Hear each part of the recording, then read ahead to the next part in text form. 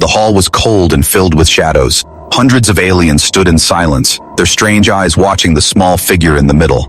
Snow drifted through the open roof, landing on her pale hair. The paralyzed alien girl sat quietly in her chair, her arms crossed, her head bowed low. No clan stepped forward. No voice claimed her. She was unwanted, like broken glass. The council leader's voice echoed through the hall, deep and merciless. "She is useless," he said. "Her body is broken, her power gone. She cannot fight. She cannot serve. She cannot even walk." The crowd murmured. Some laughed. Some looked away, as if her very presence was shame. The girl kept her eyes on the ground, her silver hair falling over her face. She did not cry. She had no tears left. For many years, she had been a prisoner of silence. Once, she had been a child of promise, full of power and beauty. But after the accident, after her legs failed, everything was taken.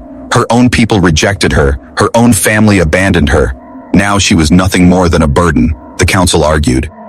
"Throw her into the snow," one voice shouted. "Lock her away forever," said another. "She is cursed," whispered an elder. "She brings shame on us all." But then, a new idea spread like fire among them. "Give her to the humans," someone laughed. The others joined in, cruel smiles on their faces. Yes, give her to the human, the outsider, the one who did not belong. It would be a joke, a punishment, a humiliation for both. The human stood near the edge of the hall, silent, confused. His name was Daniel. He had come from Earth as part of an old treaty, a deal between humans and aliens. Most days he was ignored, sometimes mocked. He was only one man among many alien races. He never expected to be pulled into their cruel games. Daniel stepped forward when the council called him. The girl raised her head, her eyes saw as glowing faint blue, tired but sharp. For a moment, their eyes met. He saw not weakness, but a storm trapped inside her. She saw not mockery, but pity, and something else. Something warmer. The leader spoke again. "No alien wants her. No clan will take her. She is useless." His long fingers pointed at Daniel. "From this day, she belongs to you, human." The hall erupted with laughter. Aliens banged their staffs, voices rising like thunder. The girl trembled, gripping the arms of her chair. Her face burned with shame, her body frozen with fear. She had been given away like trash, handed to a stranger. Daniel looked around the hall, the laughter, the scorn, the cruelty. It filled him with anger. He was only a human, weaker than these creatures, but in his chest burned something stronger than fear. He took a deep breath and stepped closer to the girl. The council leader sneered. "You may leave with your gift, human. She will not survive long. She is broken." The crowd laughed again, their voices echoing in the icy chamber. But Daniel did not laugh. He bent down beside her chair, his voice low and calm. "You are not broken," he whispered. "You are alive, and that is enough." The girl's eyes widened. No one had spoken to her like that in years. Not her family, not her people, not anyone. For the first time, she felt something spark inside her chest, something she thought was gone forever. Daniel placed his coat around her shoulders. She shivered, not just from the cold, but from the strange warmth in his words. The hall grew quiet for a moment, as if the aliens did not understand what they were seeing. A human protecting an unwanted alien girl, a man choosing kindness where they had chosen cruelty. The silence broke when the leader banged his staff. "Take them away, we are finished here." The doors opened, the icy wind rushed inside. Daniel pushed the chair forward, guiding the girl out of the cruel hall. The crowd's laughter followed them like knives in the dark. Outside, the snow fell heavier. The night was sharp and merciless. The girl sat silent, her thoughts racing. Why had this human defended her when her own people would not? Why did he not laugh? Why did he not abandon her? Daniel kept walking, his breath misting in the cold air. He did not know why he had spoken. He only knew that the sight of her alone, unwanted, had cut deep into his heart. He did not see a useless girl. He saw someone who deserved a chance. Maybe that chance was small. Maybe it was foolish, but it was real. Behind them, the council hall glowed with alien fire. Ahead of them, the snow-covered road stretched into darkness. Neither knew what would come next, but one truth was already clear. The aliens had given her away as a joke, but Daniel was not laughing. And in that moment, something began, something the aliens had not expected, something they would soon fear. The cabin was small and warm. The fire cracked softly in the corner. Outside, snow pressed against the windows. The storm howled like a wild beast. Inside, the paralyzed alien girl sat in her chair, silent, her eyes fixed on the flames. Daniel moved quietly around the room. He placed food on the table, poured hot water into a cup, and glanced at her. She had not spoken a word since they left the council hall. Her face was beautiful but cold, like carved stone. Her hands rested on her lap, still and lifeless. Daniel set the cup near her. "Drink," he said gently. The girl turned her head away, refusing. Her pride was sharp, her shame even sharper. She thought he only pitied her. She thought he would soon abandon her, like everyone else. He sighed, sat down across from her, and began to eat alone. The firelight flickered across his face, tired but kind. He did not force her, did not shout, did not treat her like a burden. He simply let the silence live between them, and that silence felt heavier than the storm outside. At last, her quiet voice broke the air. "Why did you not leave me?" she asked. Her tone was sharp like a blade, but beneath it trembled something fragile. Daniel lifted his eyes to hers. "Because no one should be left alone in the snow," he said. The answer was simple, but it struck her deeper than she wanted to admit. For days they lived together in uneasy peace. Daniel worked to make the cabin safe, chopping wood, fixing broken walls, cooking small meals. The girl stayed in her chair, watching him, sometimes closing her eyes. She spoke little, but her silence was no longer empty. It was watchful, curious, testing.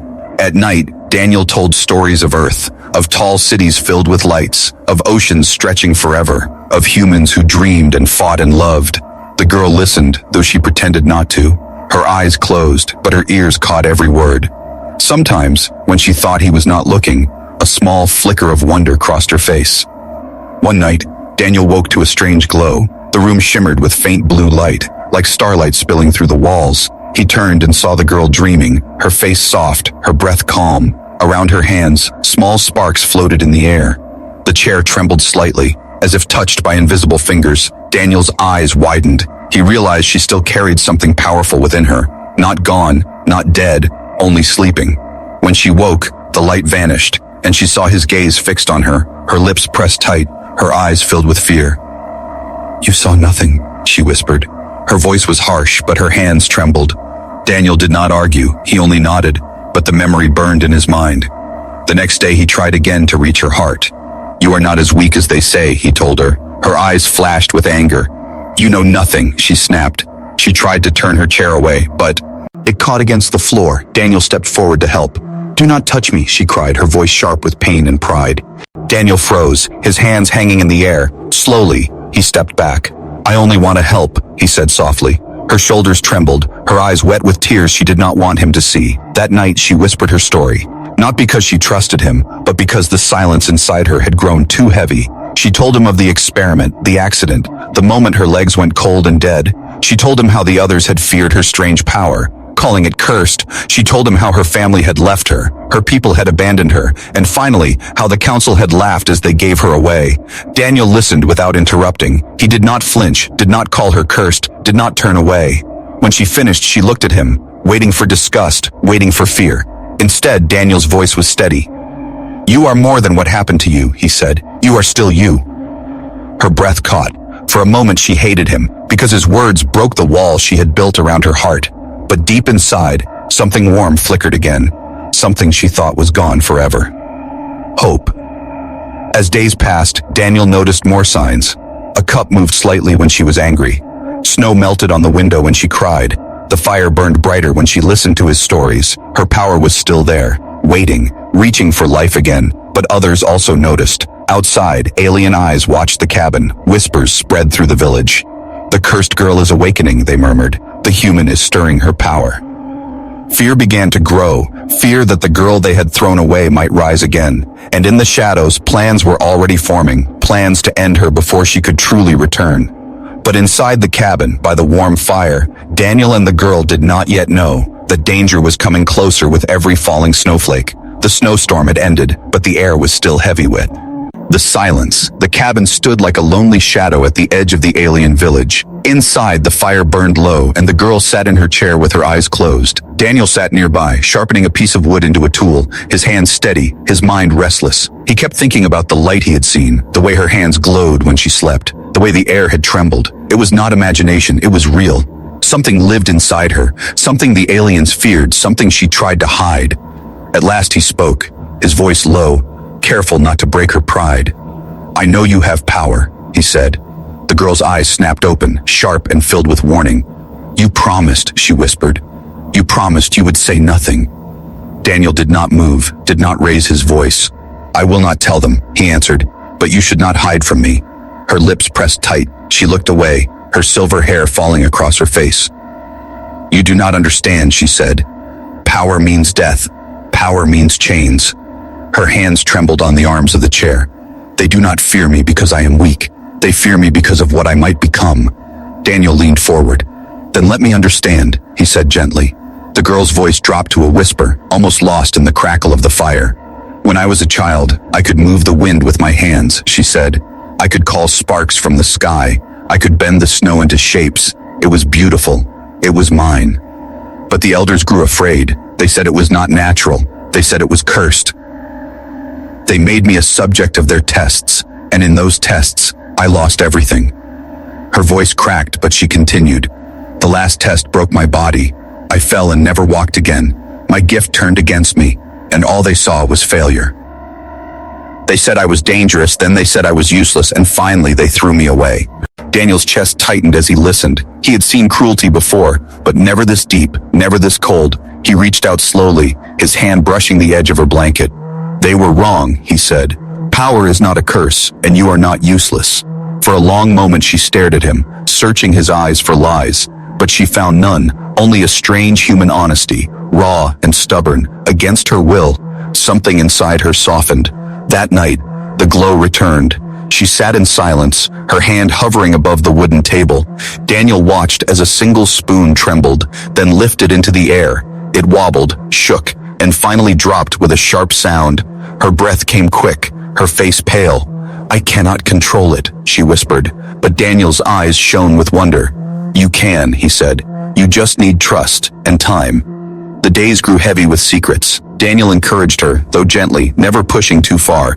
She tried again and again, sometimes moving a small object, sometimes failing completely. Each failure filled her with shame, but each success lit her eyes with fragile hope. Outside, however, the village grew suspicious. Strange whispers followed Daniel whenever he walked through the market. "The Cursed One lives," voices hissed. "The human feeds her, keeps her alive, brings back her power."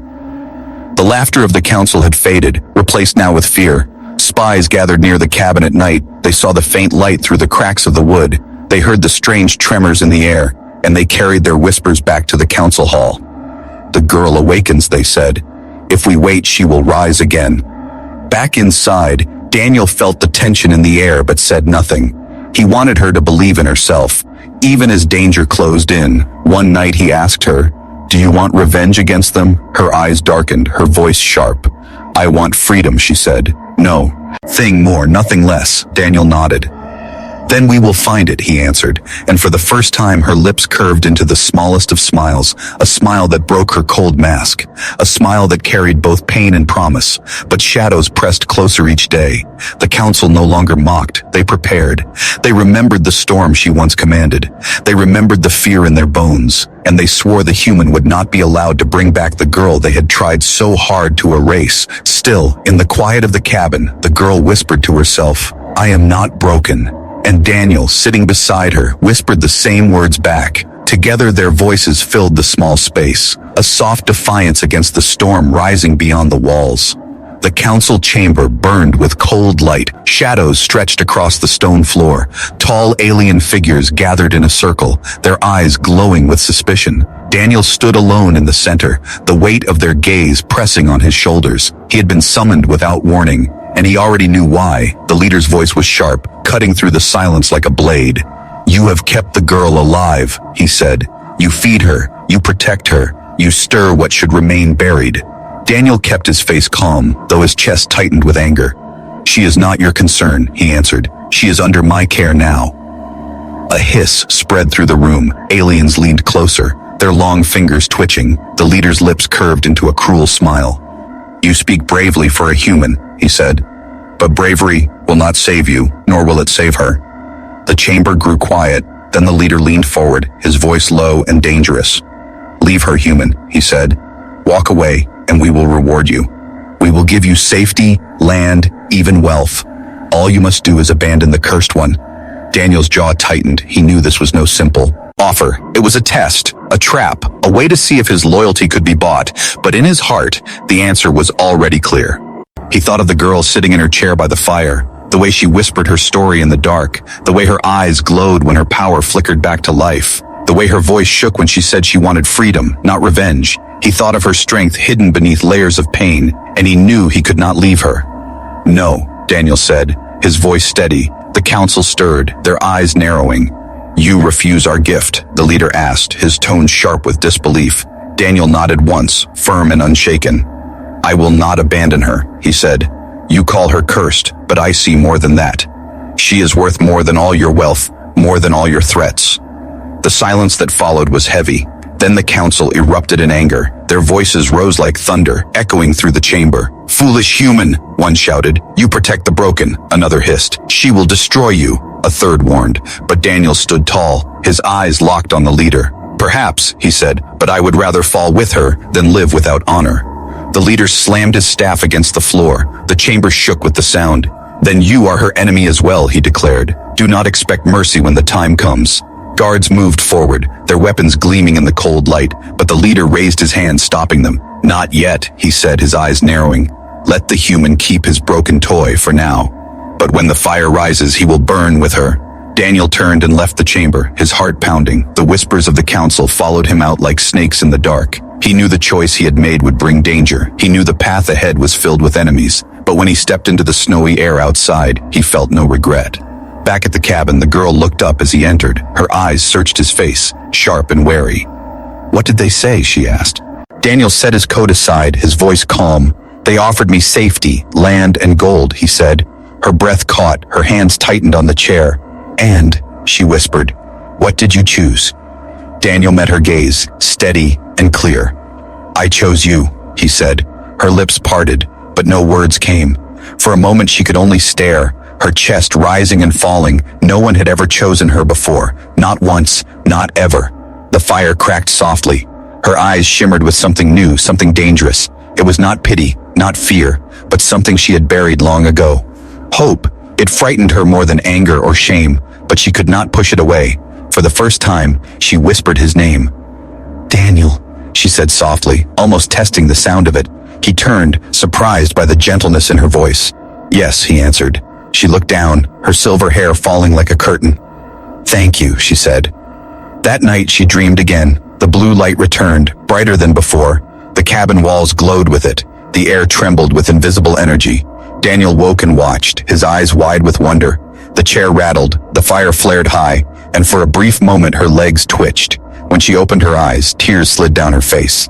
"I felt it," she whispered. "For the first time in years, I felt them move." Daniel knelt beside her, his hand steady on her shoulder. "Then it is beginning," he said. But outside, hidden in the trees, eyes glowed in the darkness. The spies had seen enough. They ran back to the council with whispers sharp as knives. "The cursed one awakens," they hissed. "The human has chosen her side." And far away in the chamber, the leader smiled. "The time has come," he said. "We will end them both." The forest around the cabin was silent, too silent, as if the trees themselves were holding their breath. Daniel stacked the last piece of firewood against the wall, his breath rising in the cold air. He felt eyes watching him, though he saw nothing. Inside, the girl sat near the fire, her silver hair glowing in the dim light. She held a small cup in her hands, but the cup did not touch the table. It floated just above the wood, trembling in the air. Her lips pressed together, her eyes locked on it, sweat running down her face. Then the cup fell with a sharp sound, spilling water across her blanket. Her chest heaved, her hands shaking. "I cannot control it," she whispered. Daniel crouched beside her, his voice steady. "You can. I saw it. You held it for longer this time." Her eyes flickered with doubt, but deep inside, a spark of pride glowed.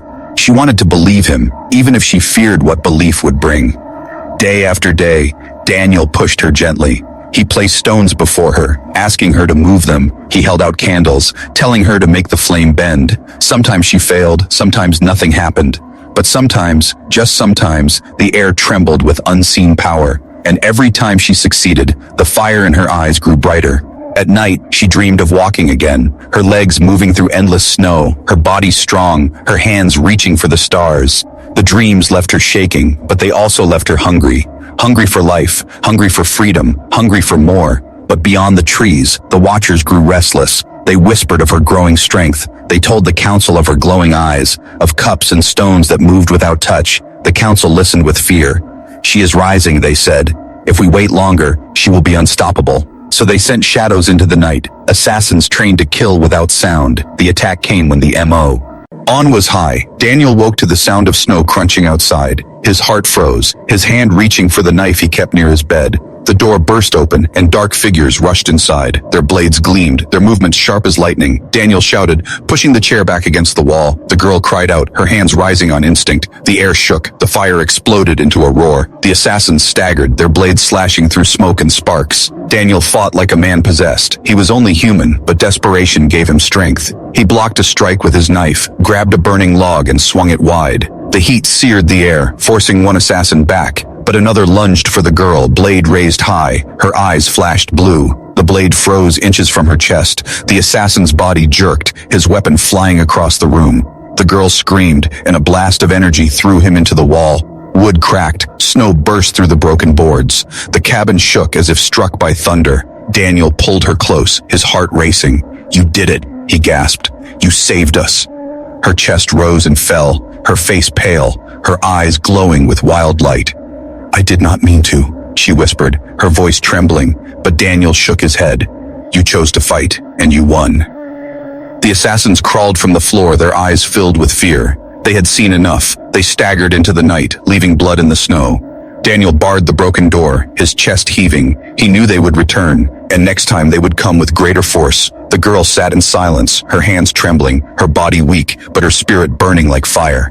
I felt them move again, she said, her voice almost a sob. My legs, they tried to answer me. Daniel knelt before her, his hand firm on hers. They will answer, he said. One day soon, they will carry you again. Outside, the wind howled through the broken boards, but inside something new had been born. The girl was no longer just a burden in a chair. She was no longer a shadow waiting for death. She was alive, dangerous, an awakening, far away. The council listened to the assassin's broken words. She has power again, they said. The human protects her, and she grows stronger. The leader's face darkened, his voice cold as ice. Then we cannot wait any longer, he said. Bring them both before the people. Let the crowd see her weakness, and let the human fall with her. But in the small cabin at the edge of the forest, the girl whispered to herself, I am not broken. And Daniel whispered the same words back. Together they believed, together they prepared, and the snow outside carried their promise into the night. The days after the attack were heavy with silence. Daniel patched the broken walls with rough wood, his hands raw from work. The girl watched him from her chair, her eyes following every movement. She still felt the echo of the power that had burst from her, like fire hidden under her skin. At night, she dreamed of the assassin's blades. She dreamed of chains, of laughter, of falling into the cold. But each time she woke, she found Daniel sitting nearby, his knife in hand, guarding her. He did not sleep much, but he did not complain. One evening, as snow fell soft and slow, Daniel placed a small flower on the table. It was pale, fragile, barely alive in the frozen world. He had found it near the river, pushing through ice and stone. For you, he said, his voice simple, without pride. The girl stared at it, her lips parting. Why? She asked, her voice sharp but trembling. Because even in the coldest place, something can still bloom, he said. His words struck her like an arrow. She looked away quickly, but her hand trembled as she touched the flower. Their bond grew quietly, hidden like fire under snow. Daniel spoke to her more, and sometimes she even answered. He told her stories of his childhood, of his mother's voice, of nights filled with human stars. She listened, her heart tightening. No one had shared such simple truths with her before. One night she whispered, "Why do you stay with me, Daniel?" He looked at her, his eyes steady in the firelight. "Because you are worth staying for," he said. Her chest ached at those words. She wanted to push him away, to tell him he was a fool, but deep inside, she wanted him to stay forever. Outside the cabin, shadows moved again. Spies whispered in the dark, carrying news to the council. The girl grows stronger, they said. The human grows closer to her. The council leader's face twisted with rage. They think love will save them, he hissed. Then let love be their downfall. The plan was set. The council would not strike in silence this time. They would take them in daylight before all eyes. They would drag the human and the paralyzed girl into the square, and they would destroy them as an example. But inside the cabin, Daniel and the girl did not know this. They only felt the weight of danger pressing closer. One night, the girl asked softly, "Do you fear them?" Daniel looked at her and shook his head. "I only fear losing you," he said.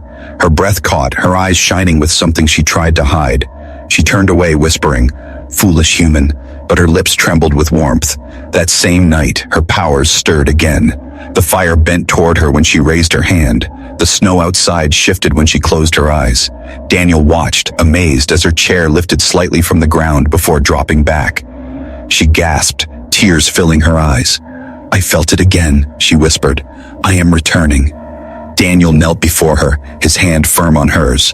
"You are more alive than anyone I have ever known," he said. For the first time, she did not pull away. Her fingers tightened around his. The warmth of his touch sank into her. Her heart beat faster, a strange fear and joy mixing together. She had never felt this before, not from her people, not from anyone. It was dangerous, it was fragile, but it was real. The next day, Daniel left for supplies. He walked through the village, feeling eyes on his back. Whispers followed him like ghosts. "Human fool," they muttered. "He protects the cursed one. He will die for her." But Daniel kept walking, his head high, his hands steady. When he returned, he found her waiting by the fire, her face softer than before, her eyes calm. "You came back," she said, her voice almost a whisper. "Of course," Daniel answered. "I will always come back."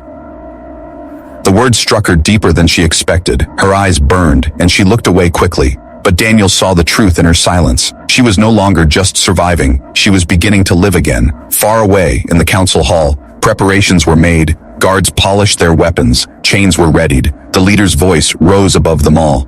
"Tomorrow we will end this farce," he said.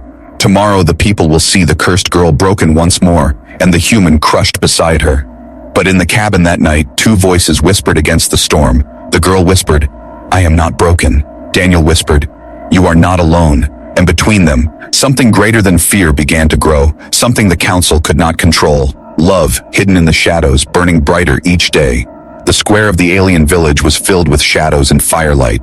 Crowds pressed together, their eyes glowing in the dark, their voices murmuring like a storm. At the center stood a platform of stone, cold and merciless. On that platform waited chains, waiting for the cursed girl, waiting for the human who had chosen her. Guards dragged Daniel and the girl from the cabin at dawn. Snow clung to her silver hair. Her chair rattled over the frozen ground. Daniel's wrists were bound, but his head was high. The girl sat silent, her eyes lowered, her heart heavy with fear. But inside, under the weight of chains and shame, something began to stir. The council leader raised his staff, his voice echoing through the square. "Behold the cursed one," he declared. "She was thrown away by her people, and still she dares to rise again. And here stands the foolish human, who chose love over reason, who chose weakness over strength." The crowd jeered, their voices cruel. "Break them," someone shouted. "Burn them," cried another. The leader smiled, his eyes sharp as knives. "Today we end this mistake," he said. Guards fastened the girl's chair to the stone, chains binding her arms. Daniel fought, his voice rising. "She is not cursed," he shouted. "She is alive, stronger than you will ever know." But his words were drowned in laughter. The leader raised his staff again. "Silence the human," he commanded. A guard struck Daniel across the face, forcing him to his knees. Blood stained the snow, but his eyes did not break. He turned to the girl, whispering through the pain. "Do not give up," he said. "You are more than they see." Her hands trembled, her breath came quick. She remembered the flower Daniel had given her, fragile but alive. She remembered his words, his promise, his choice. No one had ever chosen her before, but he had. And in that moment, chains could not hold the fire inside her. The air shifted, a low hum rose around the platform. Snow lifted from the ground, swirling in the air like silver dust. The crowd gasped, their jeers turning into fear. Her eyes opened, glowing bright blue, brighter than the torches. The chains rattled, then snapped like dry twigs. The chair shook. Lee, dead, then shattered into pieces of wood and metal. Daniel stared in awe, his chest rising with hope. The girl rose slowly to her feet, her legs trembling but alive. For the first time in years, she stood tall before them all. The square fell silent, every alien frozen, every voice stolen by shock. The leader's staff clattered to the ground. "This is impossible," he hissed, but the girl's voice rose clear and steady. "I was never cursed," she said. "You were the curse. Your fear, your cruelty, your lies." The crowd shivered at her words. Snow spun around her like a living storm, sparks of light bursting in the air. The guards rushed forward, weapons raised, but the ground cracked beneath their feet, throwing them aside. The fire roared higher, bending toward her as if she commanded it. Daniel stumbled to his feet, his bonds breaking under the force of her power. He moved to her side, his voice steady. "They cannot stop you," he said. She looked at him, her eyes glowing, her lips trembling. "They tried to break me," she whispered, "but you made me believe again." The leader screamed, raising his arms to strike, but the storm swallowed his words. Wind and snow burst across the square, chains snapping, weapons flying. The crowd fled, their fear louder than their anger. And in the center of it all, the girl stood tall, her hair whipping in the storm, her eyes shining with power. At last, the storm quieted. The snow fell gently again, covering the broken chains, covering the silence of the square. The leader was gone, the guards scattered, the people hiding in fear. Only Daniel and the girl remained on the stone platform. She looked down at her legs, trembling, weak but alive. Then she looked at him, her eyes soft. "You gave me back my life," she said. Daniel shook his head, his smile faint but true. "No," he answered. "You gave it back to yourself. I only stood with you." Her hand found his, warm against the cold neg.